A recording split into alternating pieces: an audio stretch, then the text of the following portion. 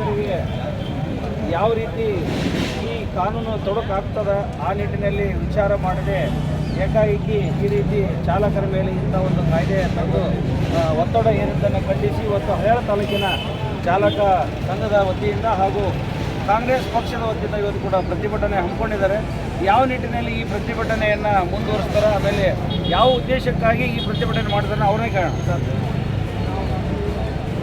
ಇವತ್ತೇನು ದೇಶಾದ್ಯಂತ ಈ ಚಾಲಕರು ಏನು ಕೇಂದ್ರ ಸರ್ಕಾರ ತಂದಂಥ ಈ ಹಿಟ್ ಆ್ಯಂಡ್ ರನ್ ಕಾಯ್ದೆ ವಿರುದ್ಧ ಏನು ಪ್ರತಿಭಟನೆ ಇಳಿದಿದ್ದಾರೆ, ಇದು ಇವತ್ತೇನು ಹಳ್ಯಾಳದಲ್ಲಿ ಕೂಡ ಎಲ್ಲ ಚಾಲಕರ ಸಂಘದವರು ಕೂಡ ಆ ಕಾಯ್ದೆ ವಿರುದ್ಧ ಒಂದು ಕಾನೂನಾತ್ಮಕವಾಗಿ ಮೌನವಾಗಿ ಒಂದು ಹೋರಾಟವನ್ನು ಹಮ್ಮಿಕೊಂಡಿದ್ದರು.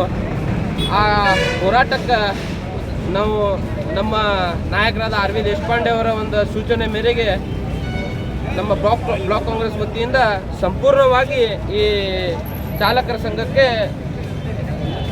ಈ ಪ್ರತಿಭಟನೆಗೆ ನಾವು ಬೆಂಬಲವನ್ನು ಸೂಚಿಸ್ತಾ ಇದ್ದೀವಿ.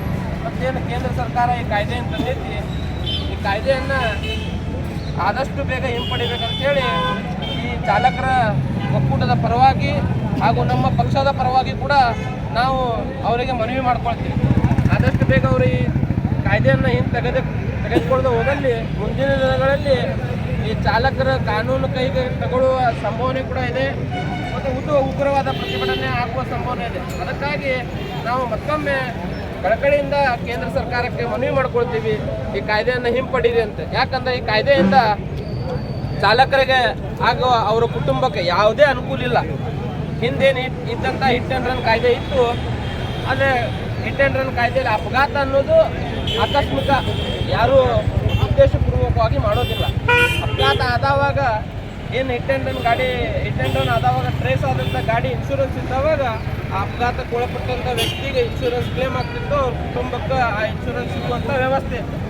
ಇವತ್ತಿನ ಈ ಕಾಯ್ದೆ ತಿದ್ದುಪಡಿ ಮಾಡುವ ಮುಖಾಂತರ ಏನು ಕಾಯ್ದೆ ಪ್ರಕಾರ ಈ ವಾಹನ ಮಾಲಕರಿಗೆ ಏನು 7 ಲಕ್ಷ ರೂಪಾಯಿ ದಂಡ ಮತ್ತು 10 ವರ್ಷ ಏನು ಜೈಲು ಶಿಕ್ಷೆಯನ್ನು ಈ ಕಾನೂನಿಂದ ಮುಖಾಂತರ ತಂದಿದ್ದಾರೆ. ಅದಕ್ಕೇನಾದರೂ ಯಾವ್ದಾದ್ರು ಚಾಲಕರು ಒಳಪಟ್ಟರೆ ಅವರು ನಮ್ಮ ಆಗಲೇ ನಮ್ಮ ಸುಭಾಷ್ ಕೊರೇಕರ್ ಹೇಳಿದಂಗೆ ಆ ಡ್ರೈವರ್ ಆತ್ಮಹತ್ಯೆ ಮಾಡ್ಕೊಳ್ಳೋದಲ್ದ ಅವ್ರ ಕುಟುಂಬ ಕೂಡ ಆತ್ಮಹತ್ಯೆ ಮಾಡ್ಕೊಳ್ಳುವಂಥ ಒಂದು ಸನ್ನಿವೇಶ ಬರುವ ದಿನಮಾನಗಳ ಏನು ದೂರಿಲ್ಲ ಈ ಕಾಯ್ದೆಯನ್ನು ತೆಗ್ದಿಲ್ಲ ಅಂತಂದ್ರೆ. ಯಾಕಂದರೆ ಯಾವುದೇ ಚಾಲಕರು ಅದಾನಿ ಅಂಬಾನಿಗಳು ಇರಲ್ಲ, ಅವರೆಲ್ಲ ಬಡವರು ಇರ್ತಾರೆ. ಅವ್ರ ಉಪಜೀವನಕ್ಕೆ ಒಂದು ಚಾಲಕ ಒಂದು ಕಸಬನ್ನು ನಡೆಸ್ಕೊಂಡು ಹೋಗ್ತಿರ್ತಾರೆ. ಮತ್ತು ಇವತ್ತೇನು ಜಗತ್ತಿನಾಗ ನಾವು ಮುಂಜಾನೆ ಎದ್ದಾಗಿಂದ ಮಲ್ಕೊಂಬಿಟ್ಟ ನಾವು ಪ್ರತಿಯೊಂದು ವಸ್ತು ತರಕಾರಿ ಆಗಲಿ ನಮ್ಮ ಬಟ್ಟೆ ಬರೀ ಏನೇ ಇರಲಿ ಒಂದು ನಾವು ಗಾಡಿ ಪೆಟ್ರೋಲ್ ಹಾಕ್ಬೇಕಂದ್ರೂ ಕೂಡ ಆ ವಾಹನ ಮುಖಾಂತರ ಬರ್ಬೇಕು ಪೆಟ್ರೋಲ್ ಬಂಕ್ಗಳಿಗೆ. ಚಾಲಕರಿಗೆ ಕೇಂದ್ರ ಸರ್ಕಾರ ಹೊಸ ಒಂದು ಯೋಜನೆಗಳನ್ನು ತಂದು ಕೊಟ್ಟವ್ರಿಗೆ ಅನುಕೂಲ ಮಾಡಬೇಕಾದ್ರು ಹೊರತುಪಡಿಸಿ ಅವರಿಗೆ ಒತ್ತು ತುಳಿಯೋ ಕೆಲಸ ಮಾಡ್ತಾ ಇದ್ದಾರೆ ಕೇಂದ್ರ ಸರ್ಕಾರ ಅಂತೇಳಿ.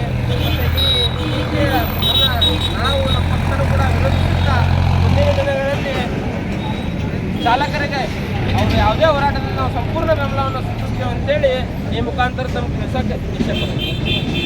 ಧನ್ಯವಾದಗಳು.